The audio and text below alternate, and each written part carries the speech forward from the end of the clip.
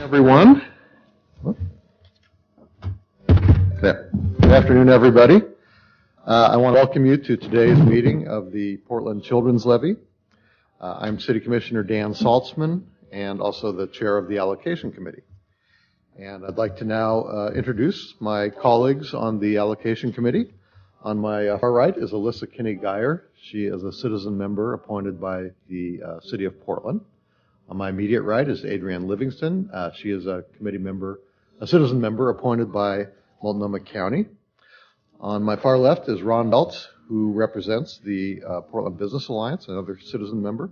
And then finally we have Multnomah County Commissioner Deborah Kafori.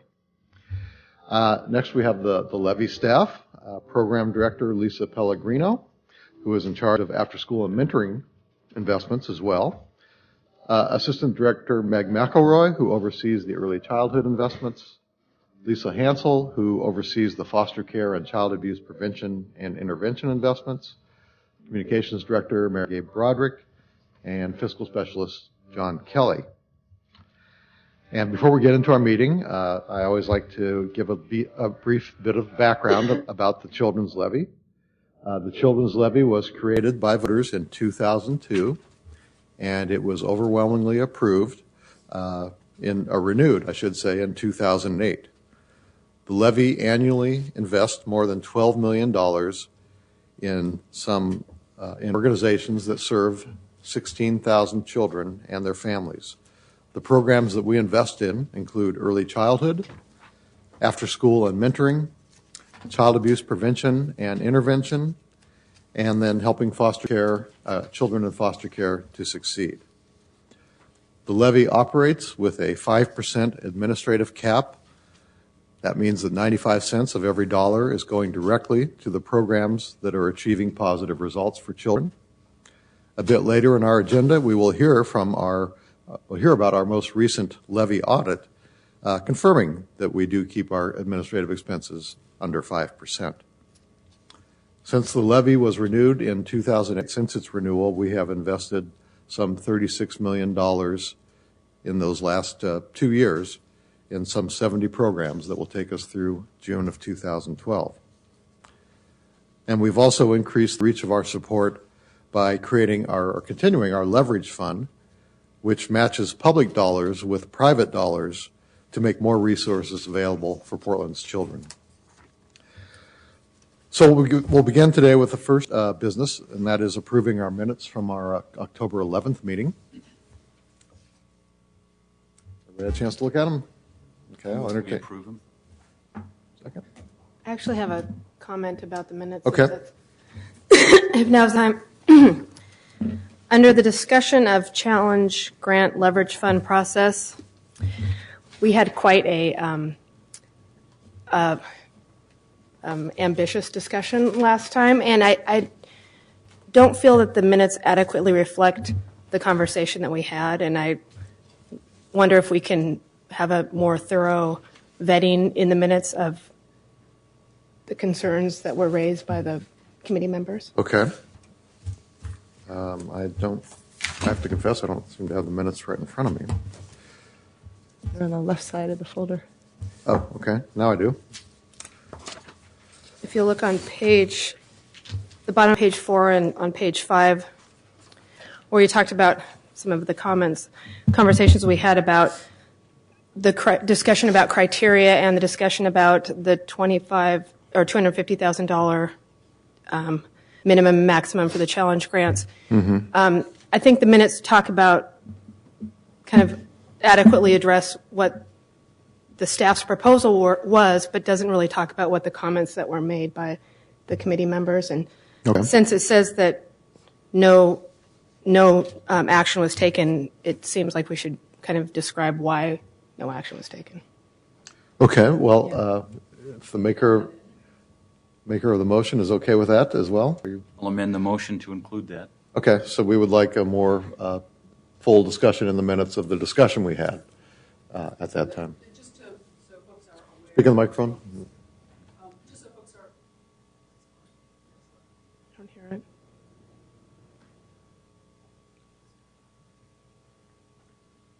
Well, I'll just speak loudly since there aren't that many people here. We do have available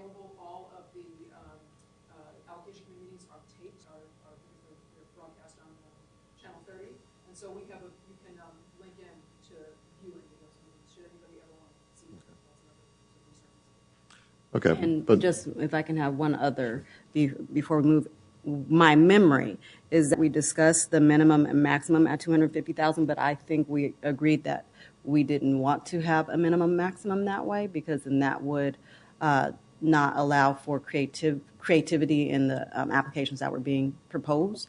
So that I know that the staff recommended that, but if my memory, and correct me if I'm wrong, that I don't think we agreed to have a max at 250,000. We agreed to have the minimum what was already agreed Right, upon. but not the That was maximum. already agreed upon. We said a maximum, since most of the grants we gave out, you declined to do that. So Right, it's right, gonna and stay- that's. At this point, stay the way it is. So no change.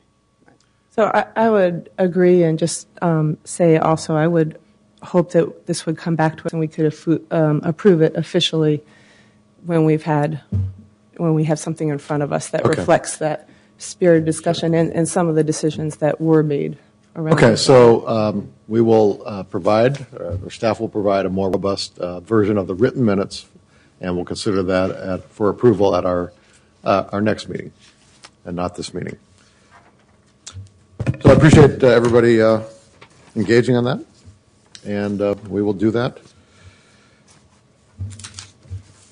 And then our next item is asking anybody who wants to comment for an opportunity to comment.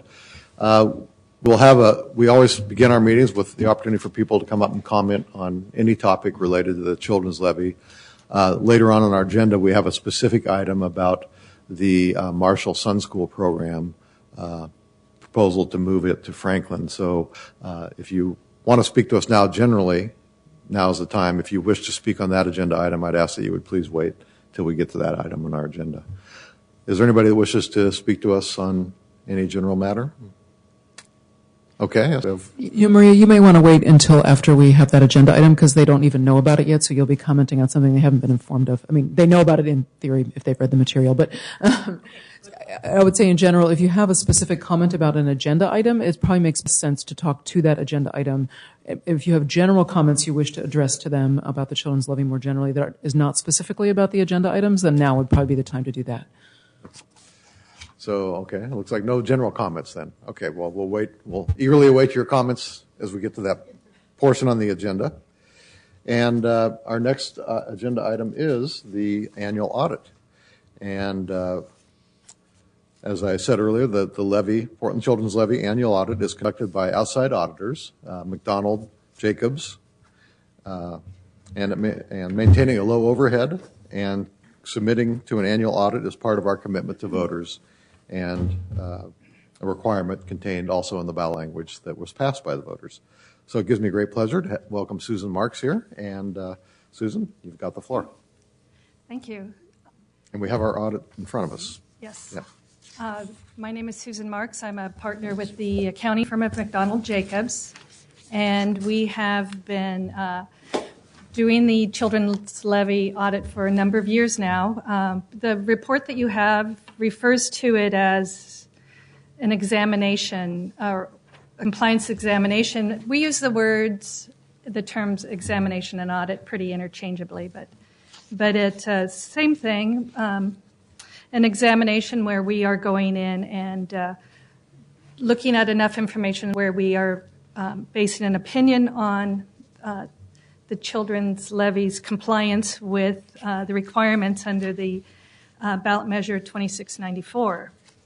So primarily what we're looking at is that the Portland Children's Levy has expended administrative funds at less than 5% of tax revenues, accumulative tax revenues, as well as looking at the appropriateness of expenditures and controls and expenditures for the grant awards. So our audit procedures are designed in such a way that we are looking at the controls over the expenditures in both areas and test the controls that are in place to ensure that there is compliance. And we do that by looking at original support. We look at payroll records. We are making sure that expenditures are recorded in the proper period and so forth. And we also look to make sure that the 5% expended in administrative expenditures fell below the 5% cumulative, and all that was fine. We had no findings of exceptions to meeting the compliance requirements. We also looked at grants and the procedures and the controls over ensuring that the Children's Levy is granting the funds in accordance with the ballot measure requirements, and looking at things like approvals and budgets and approval for advances and support for disbursements and so forth. And again, no discrepancies and no findings to report.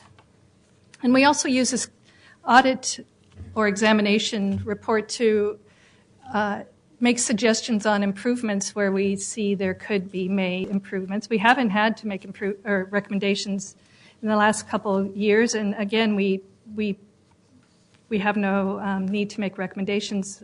Procedures are being followed. They seem sound to ensure that the staff of Portland Children's Levy is acting in accordance with the requirements. Are there any questions? Questions? Did you actually determine what our administrative rate is for the last fiscal year in terms of? I don't know it off the top of my head, but Okay. it's 4 point something, I believe. 4.something%. Okay. So basically, a clean bill of health. We're not, no recommendations, which is, Nothing to recommend. It's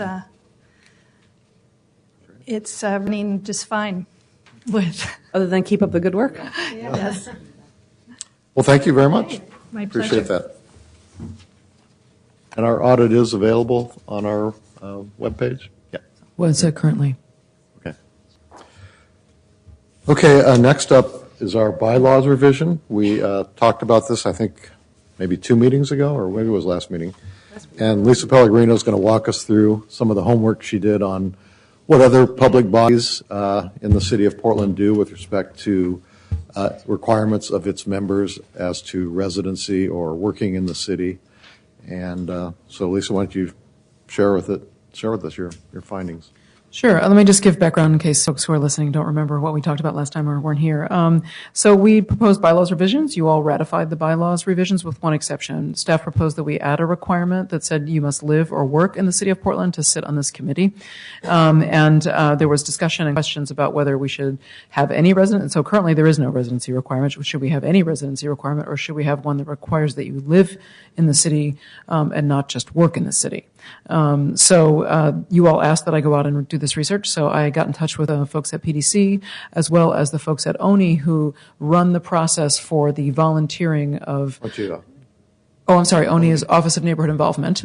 So they are the group within the city that governs all of the. So there's lots of different boards and committees that one can volunteer for within the city of Portland. Some are strictly advisory, and some are different types of appeal boards where you might be ruling on appeals for different types of processes that occur within the city.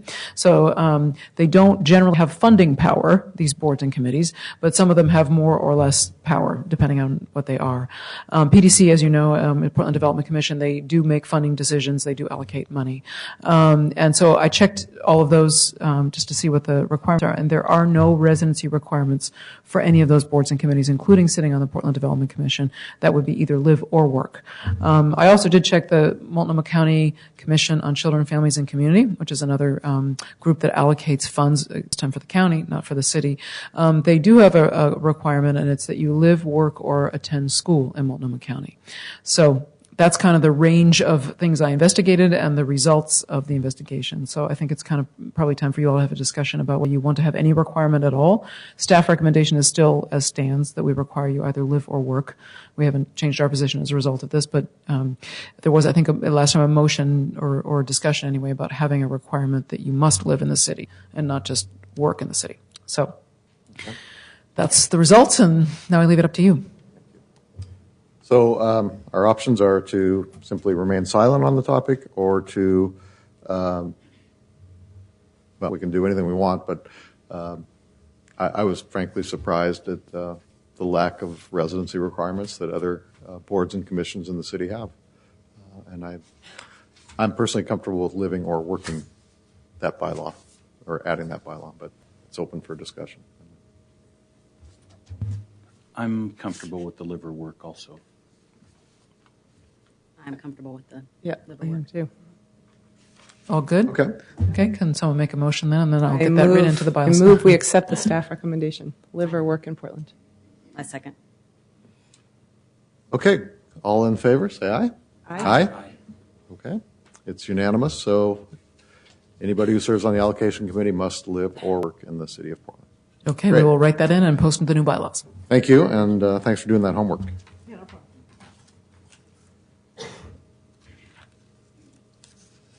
Okay, our next item is the update on our challenge grants, and we'll hear from Lisa Hansel. Again, challenge grants are required that, for a challenge grant, it's required that the grantee raise matching involvement funds from other community partners within a certain time frame. And Lisa Hansel will tell us where those 9 Levy Challenge Grant investments are in terms of their raising the necessary money to get our challenge grant. Great. Back in June, just as a little background, back in June, the allocation committee awarded 9 challenge grants totaling $2.5 million. On the screen, and you should have in your packets the spreadsheet that shows the 9 awards that were made. 2 were in after school, 2 early childhood, and 5 in the child abuse prevention and intervention funding area. Would you like a description of each of those programs, or just to move forward? You want a refresher? Anybody need a refresher, or we're okay? Okay. You guys we're good? Move Okay. forward. I remember them. Okay. And as Commissioner Saltzman mentioned, each of the grants were required to secure matching funds in order to enter into contract agreements. Depending on the length of time of the grant, 2-year grants required 2-year grants required 100% match raised prior to entering into a contract. 3-year grants required that 66% of the funds be raised. And for the 4-year grants, 50% of the funds needed to be raised. The initial grant match requirements needed to be raised by December 4th. They had 6 months to raise those funds. And I'm happy to report that all 9 of the awards raised their funds. 7 contracts have been written and services are being provided. 2 of the contracts will be written in the very near future. Their secured match just was documented last week.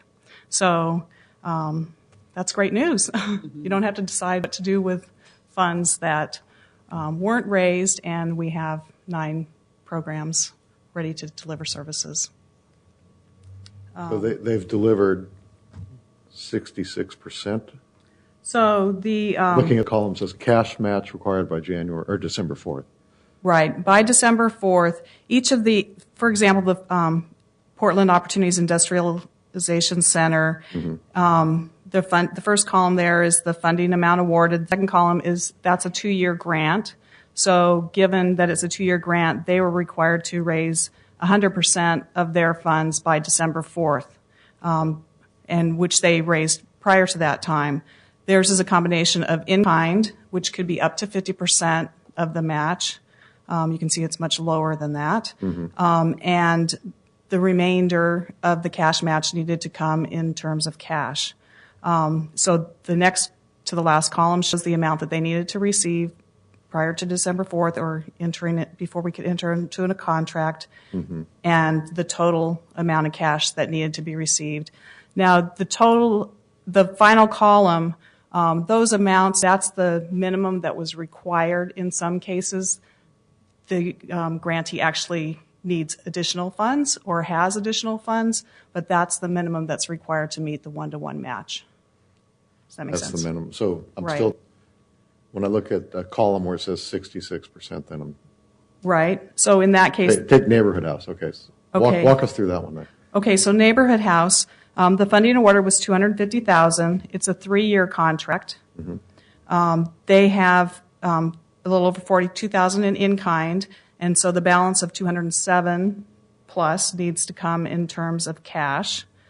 The next column is the 66%, which is the amount that they needed to secure by December 4th or before entering in the contract, because they're a 3-year grant. Okay. They'll be required to raise the additional funds within 18 months of their grant start date. And if they aren't successful in doing that, then their contract would be terminated at the 2-year mark. In this case, they've already raised all of the funds for the total grant match. Well, that looks really good. So the challenge grant investments we made, looks like they've been able to leverage private dollars. Right. There were questions? Do we know how many, can you tell us how many of them have raised all the money necessary, or how many of them are, is it the majority of them are still? I can't speak to all of them. I know the Children's Relief Nursery still has some to raise. I believe SEI is fairly close to raising all of it. Janus Youth Programs has met their match requirement. Morrison, the Family Sexual Abuse Treatment Program, they've met their requirement. Theirs is a large portion of their match is Medicaid match, which they'll need to be reimbursed for services. So in theory, they have a contract that will cover that amount, but they will be showing documentation to show that they've actually provided the services and received reimbursement. And the neighborhood house. The others, can you guys speak to? The 2 after-school contracts for Portland Opportunities Industrialization Center and Hacienda Development Corporation have both raised all the funds. Great. Both Peninsula and the library contract are 4-year grants, so they have additional time to raise their remaining funds. They met their minimum requirement to enter into contract, but they still have a ways to go before they meet their full amount. Actually, I take that back. I'm sorry. Hacienda they've raised all they have to, they've raised all they have to raise. They have, hopefully will find funding to operate the program in the 3rd year, because there was a gap, so that's an open question with that, but they have raised what we require for match. Okay. Other questions? Okay, well. I would just point out, I know we had a very spirited discussion, which will hopefully be more reflected in the minutes in the future, but there was a part of it was about plausibility and the spirit of the leverage fund. And I know that 4 out of 9 of these groups actually fell into that middle category in terms of the scoring on the leverage fund, the between 8 and 19. And so I do feel that, we knew that we were taking a risk because of the analysis that you had done, but we had a big discussion about the entrepreneurial nature of this fund and how for groups that we felt were providing really needed services, culturally specific services and services east of 82nd, that we really felt that was an important need that had been described in our community gathering process, information gathering process, and took a chance on some of these groups. And I think that the Leverage Fund really acted in the spirit in which it was created, which is we think this is really important. We've put a lot of research into this. We've had a lot of community input. Here are some really good proposals that also scored high, and private funders stepped up, private and public funders stepped up to meet that. So we're really excited. We knew we were taking a chance on some of them, and I'm really excited that they came through at least for the next 2 years of funding. Yeah, no, especially in these challenging times for every nonprofit out there. It's encouraging to see that they've been able to come through with the matching funds for our investments. That's great. It's great news. Okay. Thank you. Nice work, Lisa. And our next item on the agenda is the update on the Sun Schools, or a discussion and decision about the Marshall High School, Sun School. Lisa Pellegrino will be making the presentation. I think, as most of you know, the school board, Portland School Board, has voted to close Marshall High School. The Children's Levy funds a Sun program at Marshall High School, and Marshall's scheduled to close over the summer. And so we need to make a decision about what to do with the Sun program that was at Marshall. And Lisa Pellegrino here is to give us some background and recommendations on that. Lisa. Thanks. So just a little Then we'll refresh. take public comment also. Yes, well, before there's a vote, we always take public comment. Just to refresh people's memories, because also Deborah was not here when we made the original decision around the allocation guidelines used by the Sun Coordinating Council. So just as a little bit of background, there is a coordinating council that works for the Sun, that sort of tries to govern the Sun system. So it's composed of all the partners that are working in that system. So it's Portland Parks is there, and we're there, and the county is there, the school districts are there, and the providers are there. And so everybody gets together, and generally offers all kinds of input to the system and does various things with the system, but they also make allocation recommendations to the funders. So we agreed, if you look, I think we put it out there for the general public as well as probably on the back of your packets, or in your packets as well, there is a summary of the allocation guidelines that the Sun Council adopted. And then we, in 2009, before we began making investments, the last round of competitive investments for the new levy, this board, I should say you, not we, adopted those same allocation guidelines to govern your work around the Sun system in an effort to be consistent and to be acting as a system rather than always as individuals. So that's sort of the background on why we've included those recommendations and why I am bringing to you the recommendation of the Sun Coordinating Council. So if you look at those allocation guidelines, I think maybe it's number 4, in the summary, it talks about what we do in the event that the school closes that happens to house a Sun school. And what it really says is that the Sun Council will take this up, talk about it, consider it, and make a recommendation. So I brought this issue to the Sun Council at its last meeting, which happened to be last Friday, for consideration, and after a robust discussion, their recommendation was to move the Sun services that we're currently providing and that are being provided by Impact Northwest to Franklin High School. And they made that recommendation, it was certainly a spirited discussion, I would say, and there was pro and con to it. On the one hand, many people at the council were concerned that we are, there's a school closing, there's going to be a lot of stress and upsetness about that, and this population is currently getting this service, and they would like to see that the population continues to get the service. About approximately half the kids are likely to be assigned to Franklin, and about half the kids, or slightly more than half, are likely to be assigned to Madison High School.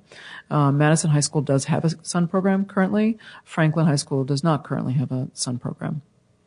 So I would say the significant sentiment at the council meeting was to follow the kids who were currently benefiting from this service, to assure that they would have a similar service available in a time of transition and difficulty. And that is the sentiment that carried the day. And I think caused the bulk of the people to vote to take it to Franklin. There was other folks, including representatives from the David Douglas School District and Metropolitan Family Services, which provides Sun services in East County, and also a representative of the chair's office, who felt that that poverty at David Douglas High School is incredibly high. It's somewhere in the neighborhood of 80% participating in the free and reduced lunch program. That school has been trying for a while to get a Sun school through writing grants, et cetera. So far has not been successful. They're the largest high school in the state, 3,200 kids. And we're thinking that it would make more sense to put the Sun school there instead of transferring to Franklin, really based on the idea of two key things, I would say: that it's a very high poverty population there, they have a lack of services, and that just generally we've all, in this group as well as in our community, noticed and noted numerous times and places that poverty is moving east significantly, and there is a dearth of services there to serve folks in poverty. So that was the primary gist of their position on the issue. And so, folks, like I said, did discuss it quite extensively, but in the end ended up voting to recommend that we send this Sun program to be delivered by Impact Northwest at Franklin High School. So I'm happy to answer any questions that folks have about it. I know there's people who probably would like to talk to you all and address you all about this issue. But before we bring them up, if there's any questions you have of me, I'm happy to answer them. Before we go to testimony, any questions from the allocation committee? I do have one. As far as the makeup of Franklin, what is the makeup of the student population as far as the low-income poverty at Franklin? Franklin is, again, now we don't have this year's free and reduced lunch program participation rates yet. They don't come out from until about January. So I'm basing it on last year's, and it was about. We have that spreadsheet. Yes, you've got the spreadsheet. Last year's too. Yeah. 46% yes, last year. it was 46% last year. just so you understand that poverty index that the Sun Council uses, it gives the free and reduced lunch participation percentage, but it also calculates a ranking that is based, so they try to rank all the schools in the county for poverty, and that ranking takes into account both the number of kids at the school and the free and reduced lunch participation rate. So it's a combination of those two factors that leads to the ranking number that's on the right-hand side, because the idea is that you might have a very high free and reduced lunch rate participation, but you might be a very small school, and we want to try to equalize those two things. So I wish we had more updated numbers for this year, but we don't. I also can't tell you exactly how the movement of the kids from Marshall into Franklin and Madison is going to affect the poverty rates of those schools, because we don't know exactly which kids, for one, will go to those two schools. You know which ones are going to be assigned to some extent, although the school board has not yet voted on how to redraw the boundaries in those catchments. So we don't know for certain how many kids exactly and where they are, which kids they are going to be assigned to each school. I think it's safe to say that it's likely to be a high poverty population, since I think the free and reduced lunch rate at Marshall was about 79% last year. So I think it's fairly safe to say that it's likely to be a high poverty population, relatively speaking. The exact nature of it, I can't really characterize in numbers for you because we don't have that data at the moment. Other questions? Are there any other questions? Yes. Excuse me. Just for those who might not be as familiar with Sun as others, can you tell us what kind of services are offered to the kids in the Sun program at the high school level? Sure. So what kind of services are we talking about for these students at whichever school it ends up being? Yeah, I mean, there's sort of a basic Sun model that the county really has kind of shaped over the years, and we have followed along with that largely to kind of be more part of a system. And so they offer academic support after school, before and after school academic support, homework support, social service referral. They have lots of partners that they work with at the high school, and I would probably be better off to let Impact Northwest tell you about all the partners and what exactly they were doing at Marshall, because I wouldn't trust my memory of their report to give you the details. But they work with a lot of different partners to do a whole wide range of supports at the school, as well as offering a lot of different types of after-school enrichment programming at the school. Am I forgetting anything important? They offer summer programming. I think that about sums it up. Does somebody from Impact Northwest want to tell us real briefly if that's Do you want to go correct? into more detail? Sure. You need to come up here and give us your name and welcome. Thank you. You could just give us your name, and I assume you're with Impact Northwest. Yes, my name is Amber McGill, and I'm the Sun site manager at Marshall with Impact. Move the Northwest. microphone up a little. Thanks. Lisa's doing a great job. I would just add parent and community engagement. So we're in constant communication with our families as well as local businesses and community partners. We also do adult education, so ESL for our parents and other adults in the neighborhood. And then, yeah, I think most of the main categories were covered. There are lots of little things that go into each of those. And so summer programming means, is that academic or activity or? Both. So last year we hosted credit recovery. So students who failed classes, they were able to make up. We were a host site for Portland Public Schools Summer Scholars. We did an urban opportunities kind of workforce college career connections program. We also do recreational field trips and things like that. And then we host other neighborhood programs. Lent School has been with us. ERCO has run their refugee transition program with us. Kind of depends on the year, but we definitely open the school in the summer. Other question? Report? But the programming at the school is open to all students regardless of their income, family income level or background. Is that correct? Correct. Yeah, we target high needs students, but at Marshall we don't really need to do a lot of targeting. So we've never had an issue, but yeah, we serve all students.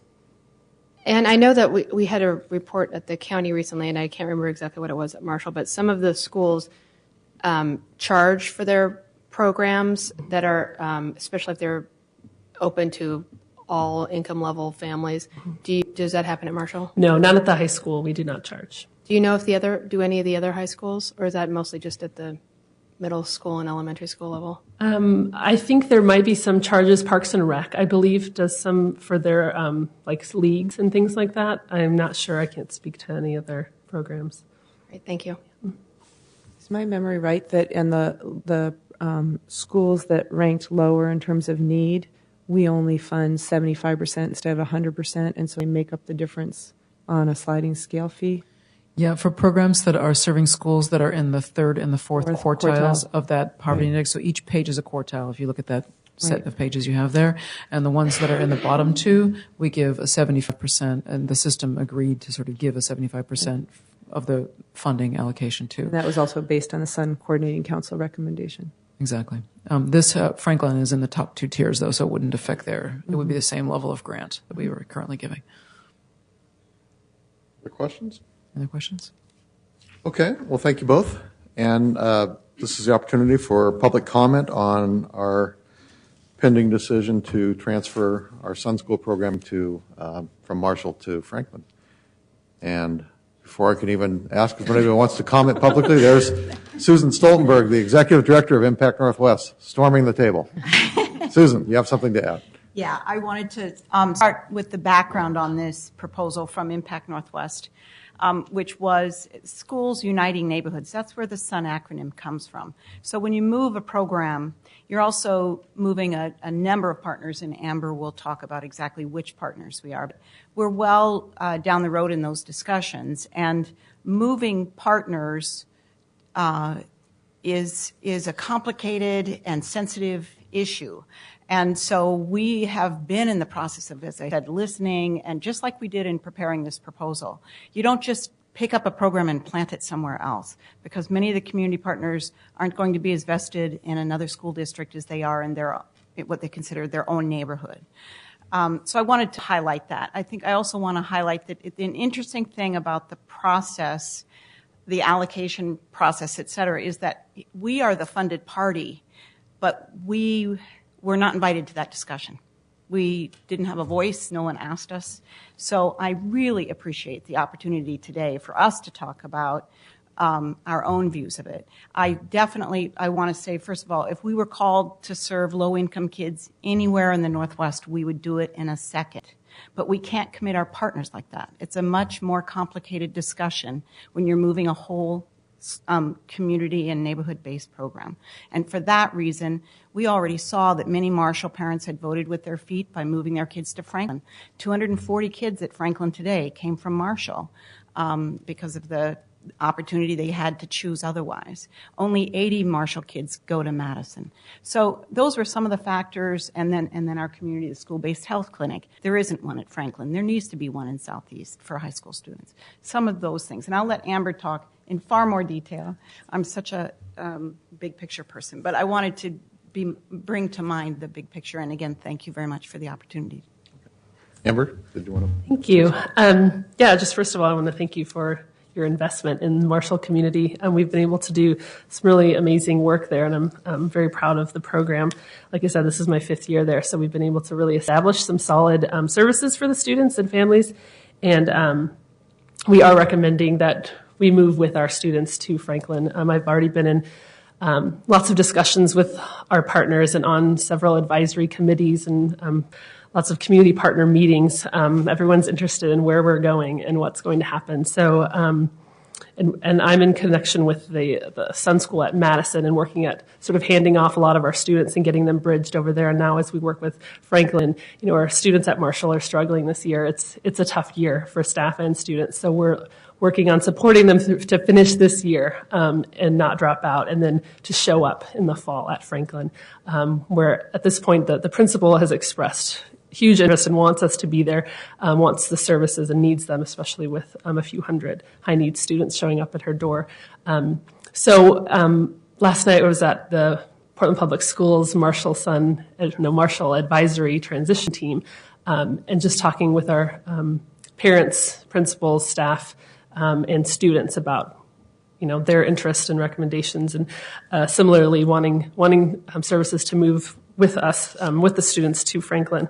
A few of the programs I'll talk about in particular so we're working with Step Up Open Meadows program. Also in collaboration, we work together at Marshall and want to continue working together at Franklin to serve individual students that are academic priority and need all the support they can get. The school-based health clinic. We also, in communication with the Lentz Neighborhood Association, they're really interested in how we move forward, and they've been a huge advocate in this whole closure process, making sure that the Marshall students are not left out and they continue to get services. They're a part of my Sun Advisory Board, and so they're really interested in hearing how we're going to continue supporting those students that end up at Franklin. We have relationships with Portland Parks and Rec. I supervise MSW, the social work interns at Marshall that do counseling, case management, and just support groups and resource referral for our students that serve the families as well as the students individually. Oregon Partnership is another partner that is kind of waiting on the edge of their seat of where we end up. They do anti-drug and alcohol programs with us. We've started a club called SMASH, Students Making Ads for Social Health. So the students do their own ad campaign and promote it in the school. And they're some of our most vocal students wanting to express that they want that program wherever they end up. And so we're looking at what that would look like for that organization to follow us to Franklin. They're definitely committed to working with Impact Northwest. There's a few others, but I would say we're just working on right now transitioning our students and getting them connected to both Madison and Franklin, but we're seeing that there's not the same services available at Franklin, so we're needing to be a little bit more present to make sure that they're connected there. So that is part of the reason why we're making that recommendation. So, for instance, the Oregon Partnership will be able to move with you if we vote Step to up. Correct, yeah. And Step Up. Mm-hmm.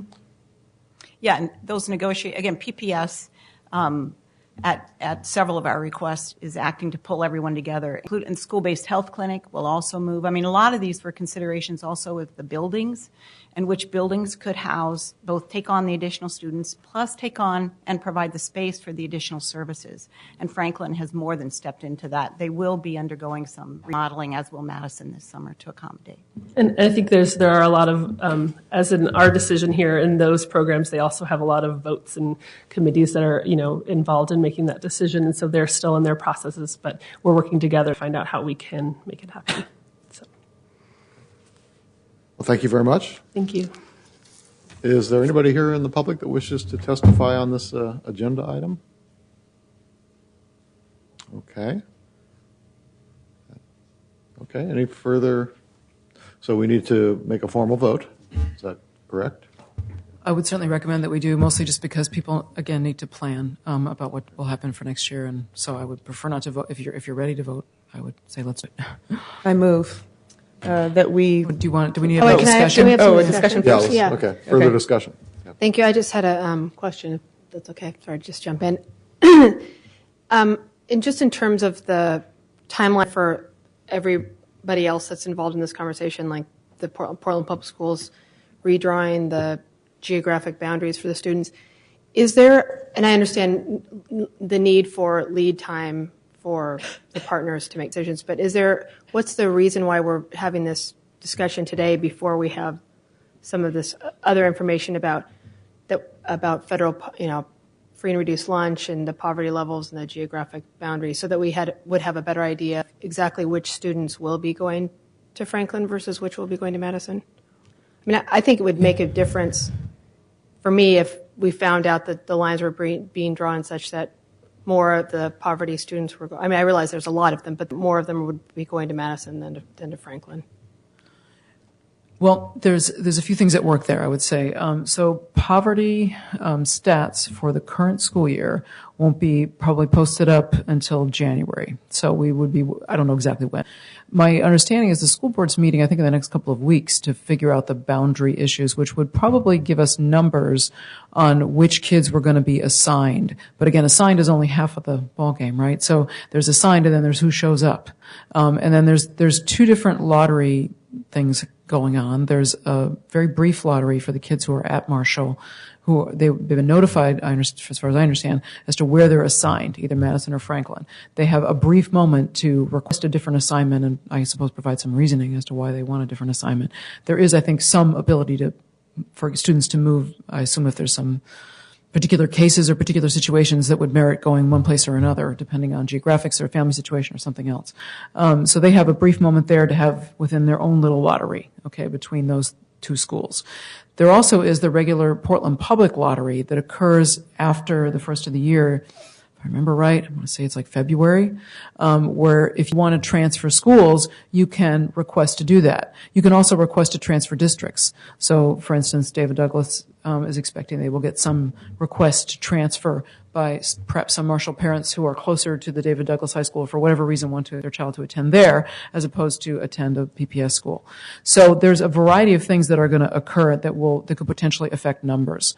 I would say that my general sense is that we know already that of the kids who are existing at Marshall currently who will be going to a public school next year, not being out of the secondary system altogether. So in other words, not the seniors, the 9th, 10th, and 11th graders at Marshall.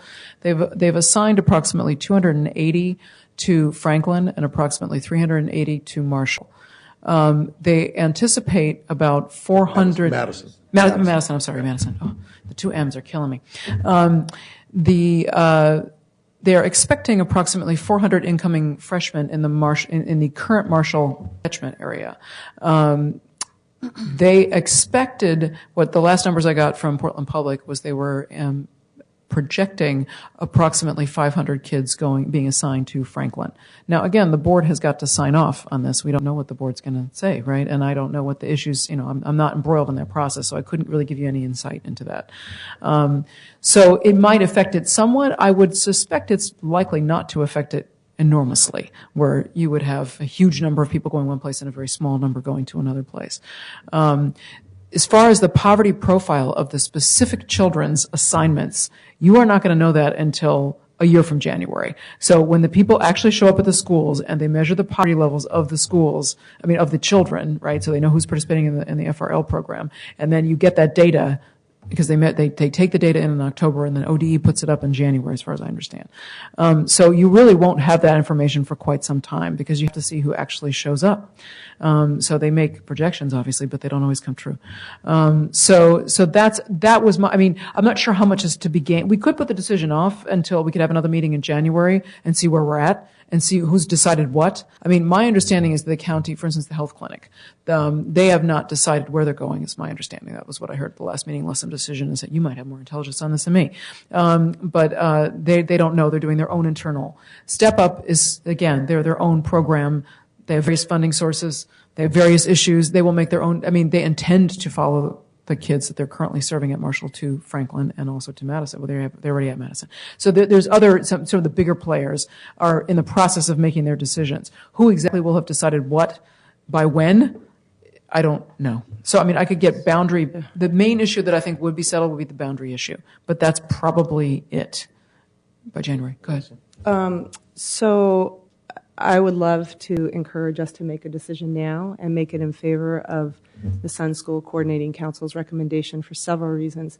One is you are right that we won't know exactly the SES number until people are enrolled after October next year, but there are 4 options on the table, one of which will be chosen or some version of it by the school board, I understand, December 13th.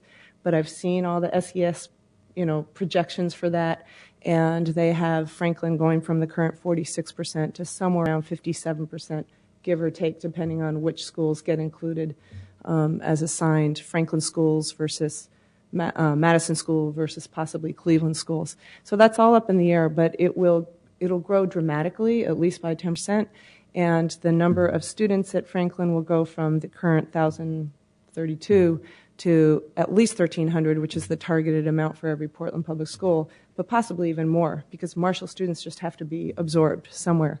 So the ranking is going to go dramatically higher, and I am very sympathetic to David Douglas. We do care a lot about putting our resources where the poverty is, so I am very sympathetic about that. But if you look at SES numbers, Marshall is the highest ranked high poverty school in the entire Portland area. In addition to that, they are the only school that's being closed. It's an incredible trauma to that community. And because of the lack of resources in Portland Public Schools, they have not been able to guarantee any kind of support, as far as I know, to the students that are being moved. So the last thing I would say is we do care about SES. We do look at that. This is a very strong argument about why we need to support those students. But in addition to that, the trauma that they're going through, the disruption to their community, and that is part of the value that the Sun school system brings, is uniting the neighborhood groups, the parents. If there's not a strong reason to have a Sun school at Franklin and at Madison to absorb these students, that is the best reason for a Sun school. And there is practically no stake in the ground for this community. And I think that we owe it to them to step up and say, right now, we're going to be there. Wherever you end up, we're going to be there with partners that you already know, that you already have relationships with, which is another thing in addition to the high SES indicators that we've always looked at in this program. Even in higher income schools, it's been with great reluctance that we've closed programs when there's been relationships built with partners and even more importantly with students. So these students need this, and I couldn't be a stronger voice of support for our making this commitment now. And we will continue to look at David Douglas in the future. It's a large school, it's high SES. It deserves what support it can get, but in terms of timeliness, this is just crucial. Other questions? I guess I would just say I totally agree with you. It's a community that I grew up in, both in the Franklin and Marshall area, and it's had its heart cut out forever. First, it was, Marshall almost went away for the Mount Hood Freeway, so that whole community, you lost lots of people that really were the anchor to the community in the 60s and 70s. Then we had the I-205 freeway, and Multnomah County filed suit to stop it at the border, but that was going to take Marshall also. But what it did do, the State Department of Transportation bought up all the right-of-ways, both for the Mount Hood Freeway and for the 205 freeway. So the amount of people that were lost in that community to start with due to housing and just the unknown for so long, it never recovered. And now the seal or the nail in the coffin happens with it finally closing down.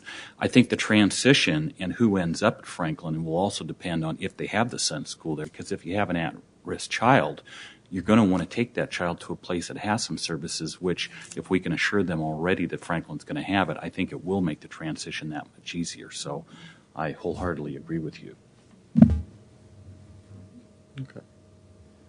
Okay. I formally move that we adopt the recommendation by the Sun Coordinating Council and move the funding with Impact Northwest to follow the Marshall students at Franklin. I second it. Further discussion? I appreciate the historical presentation we've had both on and off camera this morning from Mr. Belts. Thank you very much. Yeah, I didn't know about Mount Hood Freeway. I didn't know about the I-205. But this is obviously a tough and emotional decision, not only for the residents in the Marshall High School neighborhood and their children, but for the Portland School Board and for the Portland Children's Levy Allocation Committee. Okay, all in favor? Say aye. Aye. Aye. Opposed? Okay, it's unanimous. Okay, so the Sun School programming will transfer from Marshall to Franklin High School. Okay, we'll take that. Or our funding of Impact Northwest Sun School, I should say. With the understanding they will be moving the program to Franklin. Right. So next up is Lisa, again, is going to brief us on one of our investments, and that's the Boys and Girls Aid Mentoring investment. So this is just a quick item. You all, in 2009, made a decision to fund an application by the Boys and Girls Aid Society for a mentoring program, which was a program we had funded for 5 years previous. And we've refunded it again to continue providing mentoring services, particularly to high-risk youth, many of whom were in the foster care system. We were notified by that program in August that they were not planning on going forward with delivering services under the program anymore because they they had other funding sources that made up the whole pie to deliver that program, and those sources had dried up, and they were not able to find replacement funding for that, and they couldn't really run the program they were running only on our funds. So they scrambled around, tried to think of some other alternatives, and they just really couldn't come up with anything. So they did, in fact, stop delivering services on September 30th of this current fiscal year. So the fund balance, the unspent balance in that contract has returned to our fund balance for the time being. So that's just a notification to let you all know that service is stopping, has just stopped in our community, just recently stopped. Can you tell us how much of the dollars were returned? Well, the total grant was $380. So what's that, about $130 a year or so? So they spent, my guess is in the neighborhood of $130 to $140, and the balance is back in our fund balance at this juncture. In that range. I mean, I could get you exact numbers. I just have them off the top of my head. There is, I know Maria Hine from Powerhouse Mentoring would like to talk to you about her mentoring program in connection with this, but if there's any questions about this before I get down, I'll answer. No? Okay. Okay, this is an opportunity for testimony. Welcome. And if you could just give us your name, and you have 3 minutes. Thank you. My name is Maria Hine. I'm the program manager for the Powerhouse Mentoring Program. We provide one-on-one community-based mentoring for teenagers in the foster care system in the Portland area. Have been doing so since 2000. I'm here today because I'm very concerned about the loss of these services, both in the mentoring community and in the foster care community. I believe that Mentor Portland, the name of the program as it existed at Boys and Girls Aid, provided very high-quality mentoring for youth in foster care. They did it in a way that met the elements of best practice and truly were functioning in the best possible interests of youth in foster care. So the closing of the program, I believe, leaves a very real gap in our community. And, you know, I think all of us are often guilty of sort of being the talking heads in this, but I recently attended the closing luncheon of the 2010 policy conference of the Oregon Foster Youth Connection. These are young people who have come together to advocate for their peers and are part of actually a national network. They established 3 priorities for policy and legislation, and 2 of those 3 specifically requested more mentoring opportunities for youth in foster care. So I think this speaks even more loudly to what happens when a program closes that was previously serving those youth. We have a problem as a community with the loss of Mentor Portland. Powerhouse Mentoring has a problem in that we are currently too successful for our own good. And the Levy has unspent Mentor Portland allocation funds. And I'd like to suggest, as perhaps audacious as this might be, or even naive or unprecedented, that maybe we could solve all of our problems. We did apply for funding during the last round of allocations under the foster care programming, and we were not granted funding at that time. I met with Lisa Pellegrino to review our application and to try and get some feedback on, you know, where we might not have been strong enough. And I came away feeling that we really didn't do a very adequate job of telling the story of our program. 100% of the youth we serve are in foster care. They are ages 13 to 21. They are in Multnomah County. 50% of them do currently live east of 82nd Avenue. We have a strong relationship with DHS. They were one of our collaborative partners when we began the program in 2000, so we had them on board right from the very beginning. In 2006, we were named the Outstanding Mentoring Program in Oregon by Oregon Mentors. We currently have 1 full FTE running the program. In other words, that is myself half-time as program manager and a half-time mentor match case manager. We have 35 matches going on 40. We have 5 trained mentors waiting to be matched. We have another set waiting to be trained. I cannot in good conscience match those people beyond 40 matches in our program. It would not serve the needs of the youth well because the supervision requirements are so extreme working with these young people. And if I had more time, I could tell you story after story after story, and many of you have already heard those stories. Thank you. Your time is. So with Thank that, you. I would just like to say that I would appreciate the allocation committee considering the fact that maybe we could solve all of our problems. Thank you. Thank you. Okay, our last item today is the staff annual data presentation. And that will give us a sense of how the levy investments performed in 2009 and 2010. And for our audience in the room and following us on TV, we have a PowerPoint presentation to make it easier for you to follow along. So, again, Pellegrino, Lisa Hansel, and Meg McElroy.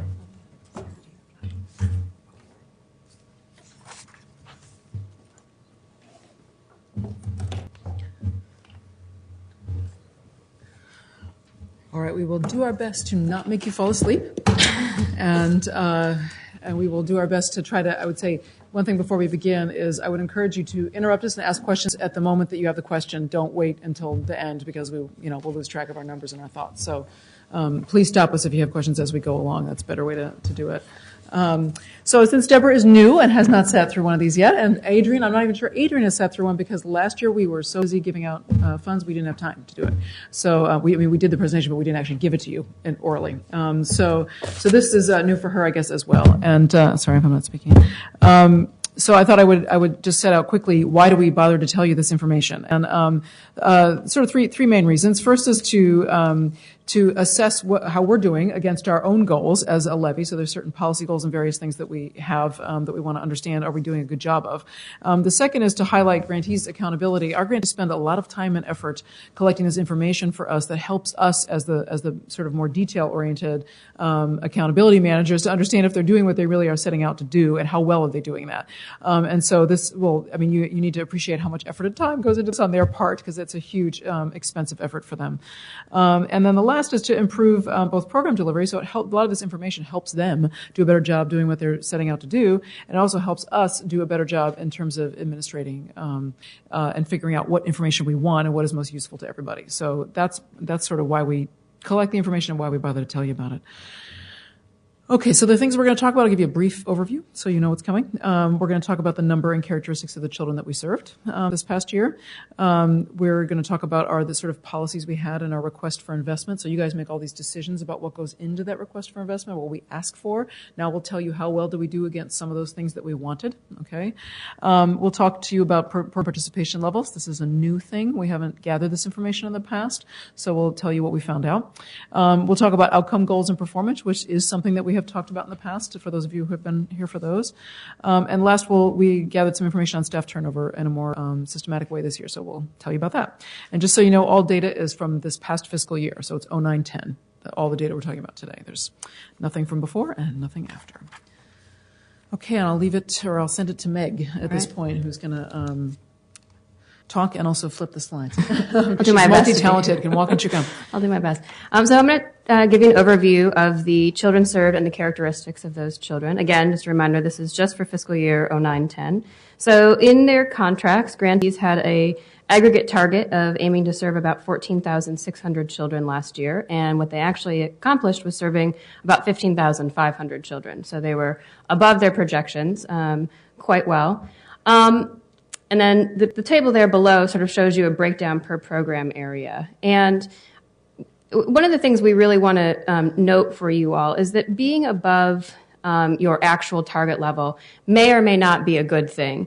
In some cases, programs are above their target level because there was a high turnover rate in that program, and so children were leaving and slots were refilling and things of that nature. In other cases, programs were able to serve kids from wait lists and do more with the resources that they had. And so those things occurred on a program-to-program basis. So if you look at the numbers, for example, in after school, they were 11% above their targets. That doesn't necessarily, mean good things or bad things, but it's just important to keep in mind that at a program-by-program basis, it means different things. Foster care was under this year, but that's not surprising given that this was a startup year. It was the first time we'd ever funded in this program area. Given the challenges, and Lisa Hansel will go into those toward the end of the presentation, with coordination with DHS specifically, it took those programs a good 6 months of the beginning part of the year to really get up and running and fully get sort of referrals coming from DHS. So you'll hear more about that, but we suspect the numbers will look different next year. In the next sort of section of the report here, I'm going to talk a little bit about the demographic characteristics of the children served, and specifically we're going to talk about the race and ethnicity of children served. And these are important for a number of reasons. It's important for us to look at how well we do through an equity lens, to understand, are we reaching the populations who are most at risk for significant achievement gap issues compared to their white and middle income counterparts? Are we reaching the populations who are most overrepresented in the child care system, which are Native American children and African American children? And just to understand from program area to program area, how well are we doing serving different race and ethnicity cultural groups? So again, at the macro level, the race and ethnicity of children served. What you can see here is sort of the blue shaded pie indicates that nearly 70% of the children served by the levy last year were children of color. And so the pie breaks down the groups by cultural group. Latino and African American children make up the two largest groups that we serve. And as you can see in this table, the first column there describes the population. The second column indicates the percent of the children served by the levy, of total children served. And then we tried to kind of put that in context for you all for sort of how did we do compared to what does school district enrollment look like for the districts that are have schools within the city of Portland, and then what does the population of children look like in Multnomah County? So as you can see, That's all ages, not just children. Oh, sorry. Thanks. Thanks for clarifying. I was thinking all ages of children. Okay. So could you just take the first row and just walk absolutely. us through that so we make sure we understand. You bet. So with children of color, out of the total children, out of the 15,500 children served, 60% of those children, 67% of those children were children of color. Now compare that to what the school enrollments for the districts who have schools in the city of Portland look like. 47% of school district enrollment for schools in the city of Portland are children of color. So compared to what the school district enrollments look like, we reached a higher percentage. So that's good. And then if you look at the population, we really reached a higher percentage. So to us, that says good things. We are in the aggregate reaching out to populations that are more at risk for some of the negative outcomes that we are concerned about in our community. And then the next two rows down with Latino children and African American children, those were the two largest cultural groups we served. And again, we did better. We did a good job serving them compared to what their enrollment portions look like in the schools, and as well better than what the sort of portion in the general population too. But this slide says, with some other cultural groups, it's not as clear if we did a great job. So as you can see, this is sort of similar as the last slide. The column there shows a portion that are levy participants compared to school district enrollments and Multnomah County population. And one interesting thing to note is with Native American, Native Alaskan children, for example, I mean, we're talking about a really small group here, and so the difference between 2% and 1% to somebody might look good, but there was a report published a couple of years ago called Making the Invisible Visible, and it is a report about the Native American population in the Portland metro area and sort of describing their numbers and what portion of the population they make up. And one of the points in that report is that many Native American, Native Alaskan individuals identify as multi-ethnic, multiracial. And so, and that's true with many people. But, that in that report, what was interesting about it to us is that if you look at these numbers, so 2% is what the levy served of Native American, Native Alaskan children, but we served 6% in multi-ethnic, and then we had a 5% not given. So in some of these smaller numbers, we don't know kind of what makes up those multi-ethnic, multiracial, or the not givens. And when you're looking at these small groups, there may be, things where it looked much better or it looked much worse because we don't know what makes up those other things. But when you're talking about small groups, that can have a big impact. So this slide doesn't necessarily tell us if we did a good job or a bad job, but it raises some interesting questions about how well we did. In specific program areas, there were some more interesting findings. So in early childhood, for example, the portion of children that we served who identified as Native American, Native Alaskan, and African American were, and in mentoring this is true for Native American, Native Alaskan too, in general, in those program areas, we didn't serve as many as the levy did overall, or as And we were a little bit closer to what their enrollment is for the school district. But it's interesting to note that there are probably some places where there could be policy issues or policy discussions in the future where we see program areas where we're not really doing as well of a job as we are in some of our other program areas. But it's also important to keep in mind that how we do in a particular program area is in many ways driven by the applications that we receive and how well they score. So in mentoring and in early childhood, for example, we didn't really receive very many to know applications to serve Native American children specifically. So what you see there is mostly composed of mainstream providers serving those groups.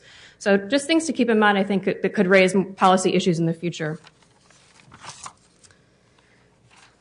And with the next slide, I'm going to turn it over to Lisa Hansel to talk a little bit more about foster care and child abuse.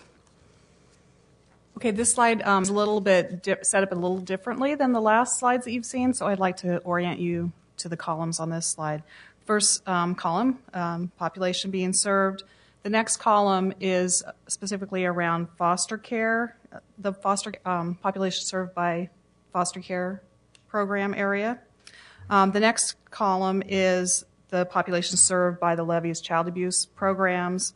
And then the last column is data from Multnomah County DHS foster care, a point-in-time information about the population. You're going The to foster care population. Run us Sure. through the first row just to make Sure. sure we're fully oriented. So the first column, African American, 27.5% of the population served by foster care levy programs were African American.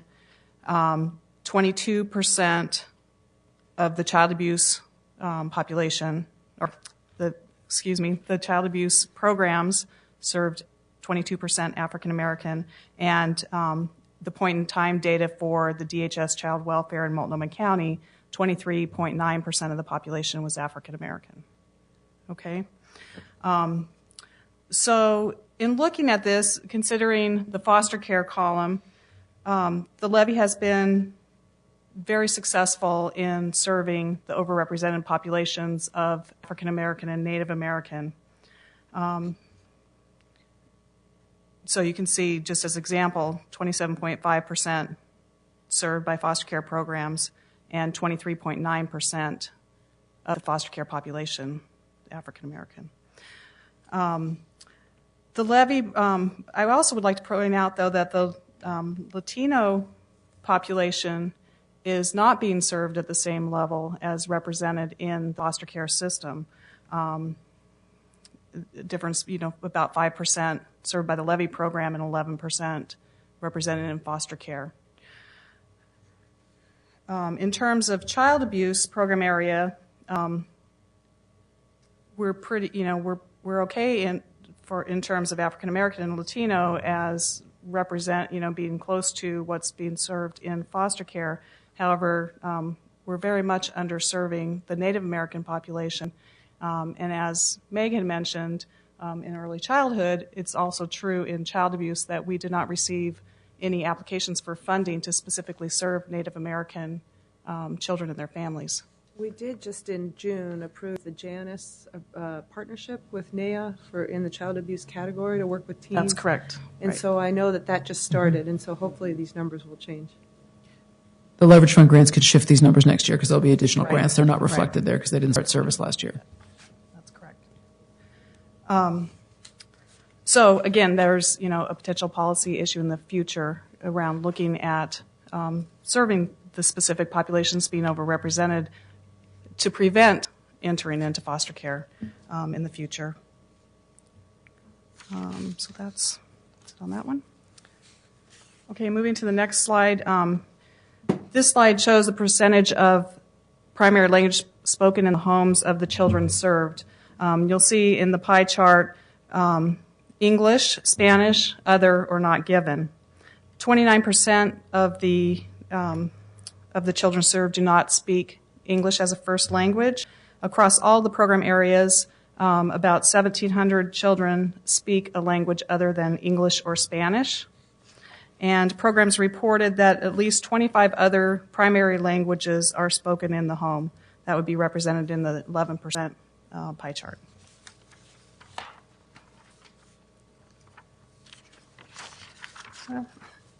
The next slide, we're looking at age groups served, and shows across the spectrum our programs serve between the ages of 0 and 24. While early childhood, the 0 to 5 age group represents about a quarter of that age span, we're actually serving about 40% of the children in that age. 40% of the children served are in the age group of 0 to 5. I would like to point out that in the foster care program area, we're actually serving fewer young children than that is represented in the foster care system. We're serving about 26% in the foster care program area of 0 to 5, while 34% of the children in foster care at that point in time data were in the 0 to 5 age group. And the reason I bring this up is just that young children are especially vulnerable who are in foster care, and we may be missing an opportunity to provide early intervention and support that could help with their healthy development. But also, this is just, we're not even at the point of establishing baseline data for foster care yet because full programs were not fully implemented. So these numbers may look different, but it is something that I think we should continue to monitor.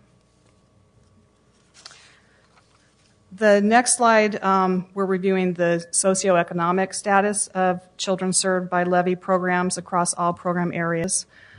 This data shows us that services are indeed reaching the most vulnerable of our children.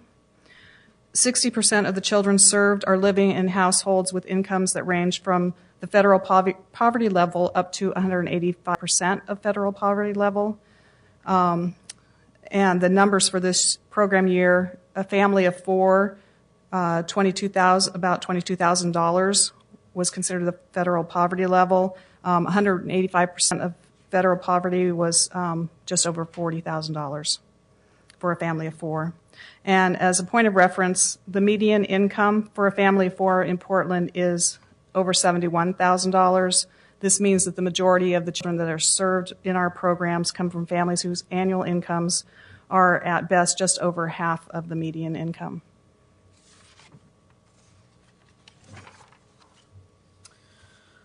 Okay, I'm going to talk about the next three slides, and really the purpose of this is kind of what I talked about a little bit in the beginning. We set certain goals in the RFI process, so for those of you who are around, you might remember, Deborah, you're not responsible for this part, but you can see how well we did anyway. What we're trying to do here is look at a few different things. So the first thing is we talked about, in the beginning of the process of the RFI process, we divided up the funds among the program areas. And we sort of set goals. So on the left-hand side of that slide are what the goals were. Those are about how you intended to divide the funding. Now, as you all know, since I think everyone was present for the actual funding, or at least for some of it, I guess Ted for part of it, you for part of it, on the leverage fund side, we came fairly close to what we intended to do. So the funding gets somewhat changed sometimes because people want to do certain things in the moment, and so the amounts get changed and shifted slightly. The only significant difference that I would see is if you look in after-school full service and enrichment programs, we had intended to do 65% full service and 35% enrichment, and what we actually did was 75% full service and 24% enrichment. And I think that had somewhat to do with we had quite a large number of full service applications, and they're more expensive programs to deliver, and some of the resources ended up getting shifted over. I don't mean to cut off. Just curious if this is just the Spring 09 grants or if it includes the leverage challenge grants. This does not include challenge grants because those services haven't been, this is only 08-09. So none of those programs, 09-10, and none of these programs began until fiscal year 11, the leverage fund programs. So no, does not include any of those. Why don't you, just for the sake of those of us out there, the full service versus enrichment, just a brief description of each? Yeah, the full service programs, we had certain requirements. So those would be like, for instance, the SUN program would be a full service program. They offer, there's specific staffing for parent engagement. There is academic support in addition to enrichment programming. And they have to offer at least 4 hours a week of programming time that you could attend. And most of them offer quite a bit more of that you could attend. Enrichment programs don't have those requirements. They could be any type of enrichment program offered for less than 4 hours, that don't offer those specific components. And the other reason that we bring this up is just a reminder. Again, this is partly we're bringing some of these things up for policy thought in the future. often, or put it this way, at the end of the last levy, when we renewed the levy and made decisions about programming for the future, a great many, really most, of the programs that we were funding were renewed for funding. And if there are not additional revenues, so again, if revenues don't go up, and you want to continue renewing programs that we're already funding, because after all, we do fund great programs. People don't want to take away funding. It limits the ability of new programs to get in to these categories. These percentages of actual funding tend to stay stable because unless you want to defund programs. Does that make sense? You're looking a little bit confused, but if you want to keep funding the same stable of programs or very similar stable of programs, it's difficult to shift those percentages. So that's just something sort of to keep in mind for the future. Okay, so next thing, there were sort of two big things that came out of public input, which I think you're by now fairly familiar with. We were interested in targeting service more toward East Portland because poverty is moving to East Portland, and we are interested in increasing investment in culturally specific programs. Now, again, we can't always tell with East Portland because we did not collect zip code data in the past. All I can do is give you a baseline this year because we won't know whether until the next levy, there is a next levy, whether we can have increased that percentage. So we gave extra points to programs who were serving this area, and what we did this year was analyze the data to figure out what percentage of our total population actually live east of 82nd Avenue.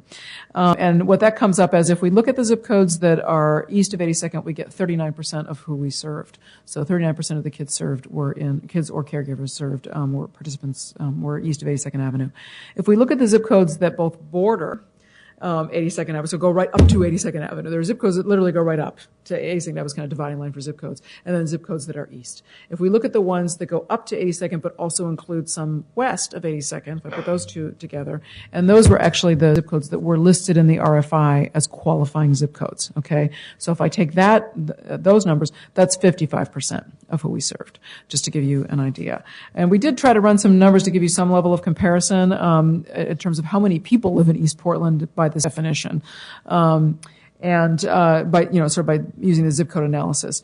So if I just take east of 82nd, so again, the zip codes that only go east, not the ones that border and go somewhat west, I get 35.5% of the residents of the city. Again, that doesn't tell you children, and what we know is that people in poverty, generally there are more children in poverty. So looking at the total population doesn't always give you a good percentage because people in poverty generally have higher numbers of children, or say communities that are experiencing high poverty have generally more children than communities that are not experiencing poverty. So it's not an exact match. It would be better to know how many kids are living in East Portland, but I could not find any comparable data from the right years to tell me that.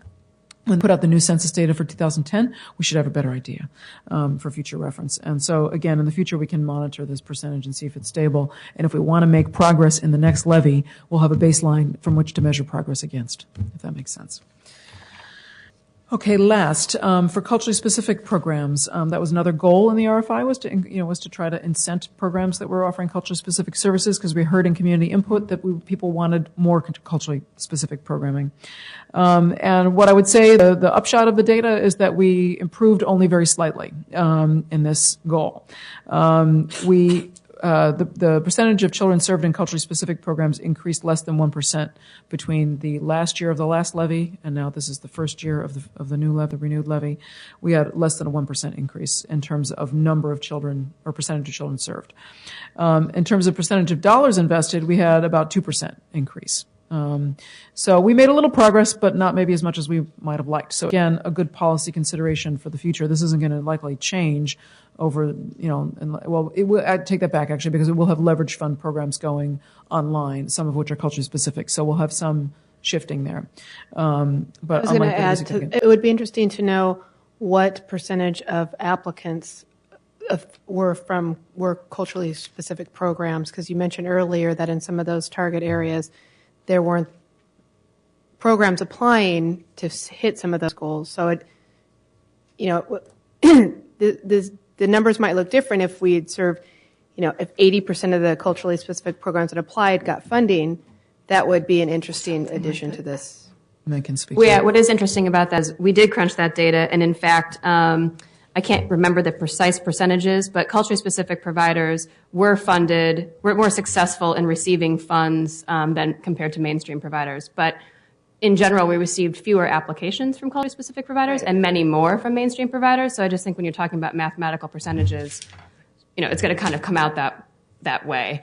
But still, in general, I can get you the exact figures, but I don't have them off the top of my head. But in general, culturally-specific providers were more successful in getting their applications funded than mainstream providers.